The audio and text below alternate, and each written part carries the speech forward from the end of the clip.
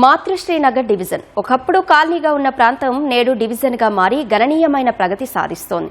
ఓవైపు ఐటీ సొబగులు, మరోవైపు మౌలిక వసతులతో డివిజన్ అభివృద్ధి కాంతులతో విరాజిల్లుతోంది. కానీ ఇదంతా నాణానికి ఒకవైపే. అంగట్లో అన్ని ఉన్నా అల్లుడి నోట్లో శని అన్నట్లు సుదీర్ఘకాలంగా వేలాది కుటుంబాలను ఒక ప్రధాన సమస్య వేధిస్తోంది. ఈ డివిజన్లోని గోకుల్ ప్లాట్స్, ఆదిత్యనగర్, సుభాష్ చంద్రబోస్ నగర్ ప్రాంతాల్లో నివాసాల క్రమబద్దీకరణ సమస్య దశాబ్దాలుగా కొలిక్కి రాకపోవడమే ఇందుకు కారణం.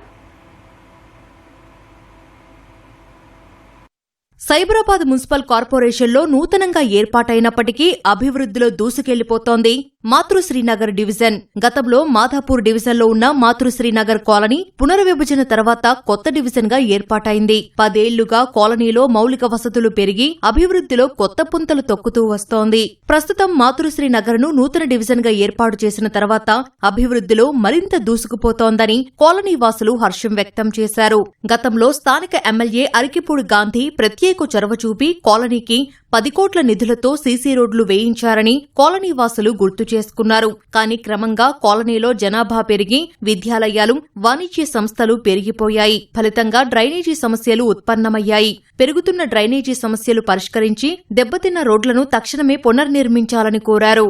ఇప్పుడు సీఎంసీ అయిన సందర్భంలో మాతృశ్రీ నగర్ని ప్రత్యేకంగా ఒక డివిజన్ చేయడం మాకు ఎంతో సంతోషకరం. దానికి కారణమైనటువంటి ఆఫీసర్లకు కానీ ప్రభుత్వానికి కానీ మా కాలనీ తరఫున ప్రత్యేక ధన్యవాదాలు తెలుపుకుంటున్నాం.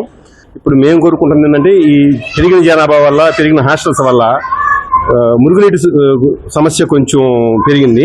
దాన్ని మళ్ళీ గాంధీ గారి దృష్టికి తీసుకెళ్లి ఇటువంటి మళ్ళీ యూజీడీ కానీ ఇప్పుడు ఉన్న బీటీ రోడ్లు 10 సంవత్సరాలు అయిపోయింది కాబట్టి ఆ బీటీ రోడ్లు అన్ని సీసీ రోడ్లుగా మార్చే ప్రక్రియలో కొన్ని రోడ్లు ఇప్పుడు చేస్తూ ఉన్నాము. అసోసియేషన్ అలాగే గాంధీ గారు మొత్తం అన్ని కంప్లీట్ చేశారు. మాకు చాలా బాగుంది. ఇలాగే ఈ డెవలప్మెంట్ వర్క్ ఇంకా జరగాలని కోరుకుంటున్నాం. కానీ ఇక్కడ ఒక టెంపుల్ అనేది లేదండి. అది కూడా వస్తే ఇంకా చాలా బాగుంటుందని మా ఉద్దేశం. మాతృశ్రీనగర్ డివిజన్ పరిధిలోని ఆదిత్యనగర్ కాలనీ వాసులు తీవ్ర సమస్యలను ఎదుర్కొంటున్నారు. కాలనీలో డ్రైనేజీ వ్యవస్థ లేకపోవడంతో చిన్నపాటి వర్షం కురిసినా వరద నీరు రోడ్లపైనే నిలిచిపోతోంది. ఈ నీరంతా చివరకు ఆఫీస్పేట్ రైల్వే స్టేషన్ సమీప ప్రాంతాలకు చేరుతుండటంతో స్థానికులు, ప్రయాణికులు తీవ్ర అవస్థలు పడుతున్నారు. ఆఫీస్పేట్ రైల్వే స్టేషన్ కు ఒకే వైపు అభివృద్ధి చేయడంపై స్థానికులు తీవ్ర అసంతృప్తి వ్యక్తం చేస్తున్నారు. ఆదిత్యనగర్ వైపు ఉన్న స్టేషన్ ప్రవేశ మార్గాన్ని, కనీస సౌకర్యాలను పూర్తిగా విస్మరించారని స్థానికులు ఆవేదన వ్యక్తం చేశారు. ఎమ్మెల్యే సీట్స్ పెరుగుతున్నాయి, కార్పొరేటర్ పెరుగుతున్నాయి, అందుకు డివిజన్ కూడా పెంచారు. సరే, కొద్దిగా దాంట్లో ఇబ్బంది ఉంది మాకు. ఓల్డ్ ఆఫీస్ రోడ్ సైడ్ చేస్తుంది, కానీ ఇక్కడ న్యూ ఆఫీస్ డెవలప్మెంట్ చేస్తలేదు. ఎందుకంటే జనాలు రారా, ఇక్కడ ప్రజలు రారా? హైటెక్ ఏరియా మొత్తం ఎక్కడుంది, ఎక్కడ డెవలప్మెంట్ చేస్తలేరు. మేము సెంట్రల్ గవర్నమెంట్ విజ్ఞప్తి అది చేస్తున్నాము. మా రైల్వే స్టేషన్ న్యూ ఆఫీస్పేట్ ఆదిత్య రైల్వే స్టేషన్ ఏదైతే ఉందో అది అటు ఎలా చేస్తున్నారో ఇటు అలాగే డెవలప్మెంట్ చేయండి. అవుట్లెట్ ప్రాబ్లమ్ సాల్వ్ చేయాలని నేను విజ్ఞప్తితో కోరుతున్నాను. మా జనాలు దిక్కలే. అంగట్లో అన్నీ ఉన్నా అల్లుడి నోట్లో శని ఉన్నట్లు డివిజన్లో అభివృద్ధి ఎంత ఉన్నా నివాసాల క్రమబద్దీకరణ సమస్య మాత్రం ఇప్పటికీ వెంటాడుతోంది. ఈ ప్రాంతాల్లో దాదాపు 30 నుండి 40 సంవత్సరాలుగా వేలాది మంది ప్రజలు స్థిర నివాసాలు ఏర్పాటు చేసుకుని జీవిస్తున్నారు.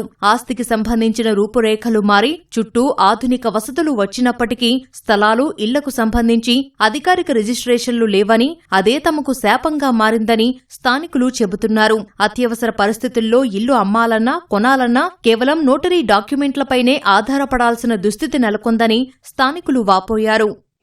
కరెంటు మీటర్ల సమస్య, కరెంటు మీటర్ చాలా ప్రాబ్లం జరుగుతుంది. కరెంటు మీటర్లకి అనేకమైన మీటర్లు లేకపోవడం వల్ల ఇబ్బందికరంగా మారిపోయింది.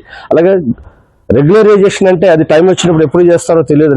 రెగ్యులరైజేషన్ అంటే ఒకటి మెయిన్ అసెస్మెంట్ ట్యాక్స్, కొన్ని 100 కోట్ల రూపాయలు అనేది ఇవాళ మాకు ఇన్కమ్ కూడా, గవర్నమెంట్ కూడా ఆదాయం కూడా వస్తుంది. అసెస్మెంట్ ట్యాక్స్ కూడా తీసుకోగలిగితే చాలా బాగుంటుంది. అసెస్మెంట్ ట్యాక్స్ ప్రధాన సమస్య ఇది. రోడ్లు వేసినా, డ్రైనేజీ చేసినా, మంజూరా ఇచ్చినా, పార్కులు డెవలప్మెంట్ చేసినా ఇవన్నీ ఒక ప్రూఫ్ అయితే దీన్ని మించిన బలమైన ప్రూఫ్ ఏంటి అంటే మాకు రెగ్యులరేషన్ ఇంపార్టెంట్. రెగ్యులరేషన్ చేస్తే మాకు ఏమైనా బ్యాంక్ లోన్ ఇస్తుంది, మాకు 10 రూపాయలు పుట్టబడి ఉంటుంది. ప్రభుత్వం తక్షణమే స్పందించి కాలనీలోని స్థలాలను క్రమబద్దీకరించి అధికారిక రిజిస్ట్రేషన్లకు మార్గం సుగమం చేయాలని కాలనీవాసులు విజ్ఞప్తి చేస్తున్నారు.